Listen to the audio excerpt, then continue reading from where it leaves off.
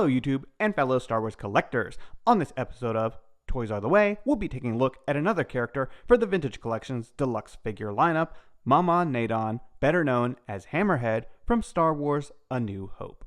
Welcome back, gang. So as you can see, we have another character being added to the Vintage Collection's 2025 lineup, and this time it is the notorious Cantina alien Hammerhead. Now, I've got to say that I have one of these open already, and it is quite impressive. What an amazing figure. I am definitely really excited to have this one added to the collection. If any of you know me, I am a big fan of Ithorians and have made a few customs that I've shared on the channel. So I definitely wanted to get a couple of these just to, boil and pop and make some customs of my own. And yeah, I've got to say that Hasbro's done a pretty decent job with this figure. So really great stuff. But with all that being said and done, don't forget to smash a like on this video, subscribe if you're new, or even become a channel member, and let's take a closer look at the packaging and figure.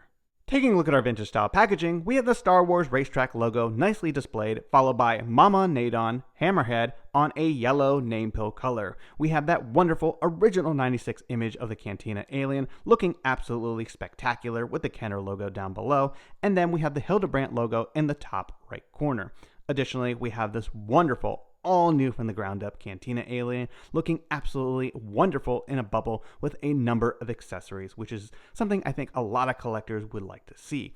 But unfortunately, this is on the deluxe size card, which is a bit of a fumble in Hasbro's decision making because the original 96 card was not a deluxe size. So hopefully that is something they can fix in the future. On the back, he is VC 362 in the line, Momaw Nadon Hammerhead, and we have a small description of the character, followed by the Vintage Collection logo, and additional images of the card and figure.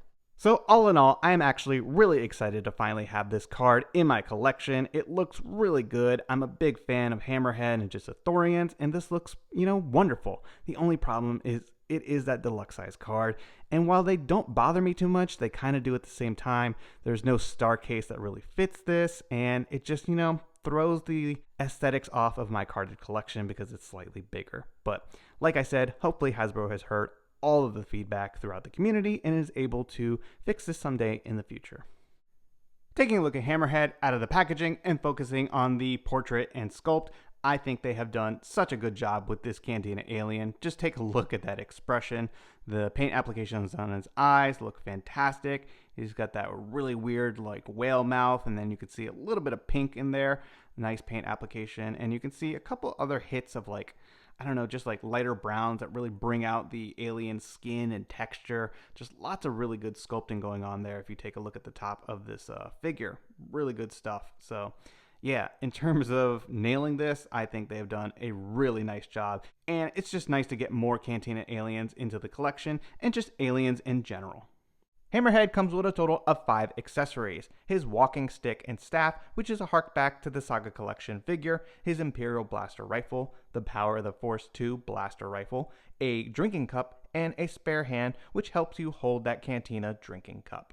Moving on to the articulation and the rest of the sculpting, Hammerhead has so much of what I want to see on a modern 3.75 Star Wars action figure. He, of course, has those ball-jointed hips, which are phenomenal. He's got a swivel at the thigh. He's got a really good bend at the knee there. As you can see, it goes past 90, which is just absolutely exceptional. And then, of course, he has rocker ankles. And I will say that he is quite impressive with the rocker ankles and lower leg articulation, similar to Zeb. When these figures get a little bit larger in the feet, they're just able to do some really impressive stuff in terms of the sculpting and articulation, because that peg just has more room to kind of flex and stuff. So that's really cool to see. And then, of course, I love that they gave him soft goods here. Some people don't like the plastic to soft goods mix, but I think it works here. It kind of blends in. At the same time, it doesn't, but it does not hinder the range of motion on his legs, and that's just great for me. I prefer to be able to pose my figures with minimal effort and make them look really good. Moving on to the upper body, he has got a really good crunch there at the waist, so he can really get some nice flexing going on there. Of course, this rotates 360 degrees, which is just great. Then he has some really nice shoulder articulation there, a great bend at the elbow, and of course he has a hinged wrist here, which just makes him look pretty funny with that hand. So this one's the side to side hinge, and then we have the forward motion hinge here for his blaster pistol hand, which is great. So he can aim it kind of in different like angles and stuff. Of course, he has this blaster pistol, which is similar to the Stormtrooper rifles that we get, but it's actually a little slimmer. So kind of cool that we got like a variant blaster pistol there. Big fan of that. He holds it quite well, which is nice. And if you want to take this out and bring in that other accessory, the Power of the Force 2 version, and just get it on him like so, you can see, whoop, it takes a little bit of effort because it's a little weird. There you go. He can hold that quite well. So really great stuff. Love that they gave him this accessory. Moving on to the head articulation here, I'm a little bit impressed.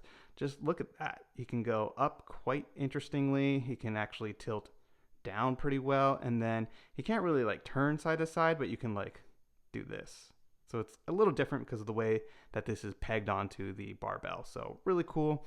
And then the soft plastic like scarf hood thing doesn't really get in the way. So really great stuff here when it comes to Hammerhead. Taking a look at the back and some of that detail on his belt, really cool sculpting there. A couple paint application hits look fantastic in my opinion. You got that belt buckle, and even on the front he's got another belt buckle with some paint accessories on there and like just different applications. Just yeah, overall this feels like a really solid deluxe offering. And if they're gonna be, you know, selling these things for a higher price point, I would like to see stuff like this. All new from the ground up, plenty of accessories, and just make this thing feel like it has as much value packed into that deluxe size card as possible. So really great stuff here when it comes to Hammerhead. Naturally, I wanted to take a look at the new Vintage Collection Hammerhead compared to the previous releases. On the far left, we have that old Power of the Force 2 version, and then the Saga Collection release, which, you know, were pretty good for their time, but anybody who thought, you know, we didn't have to get a new Hammerhead into our collection was greatly mistaken. Just take a look at the attention to detail that the new one brings. Of course, it's much more articulated. The Power of the Force 2 version is pretty much, you know, a step or two above a 5 POA figure. It's only got like an extra point of articulation there, that swivel waist. And then the one in the Saga Collection has the, you know, not soft goods on the lower. It can't even sit. It can't bend its knees. So yeah, definitely a figure that needed to be upgraded for our collections, especially with the Cantina coming in the near future. And I will say that it's excellent that this new release is also a little bit of a hybrid of the previous ones, and, you know, kind of harks back to them because you're getting that staff that came with the Saga version, and then you have the Power of the Force 2 blaster, which is just really fun and some smart, wonderful design and engineering from Hasbro.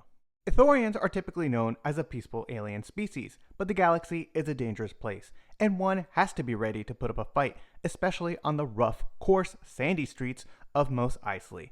Momaw Nadon, better known as Hammerhead, may not seem heavily armed or appear that threatening, but don't let it fool you. His skills are unmatched. Sculpted to perfection and constructed with the latest and greatest articulation that the 375 Vintage Collection scale has to offer, Hammerhead is truly an impressive addition to our shelf displays.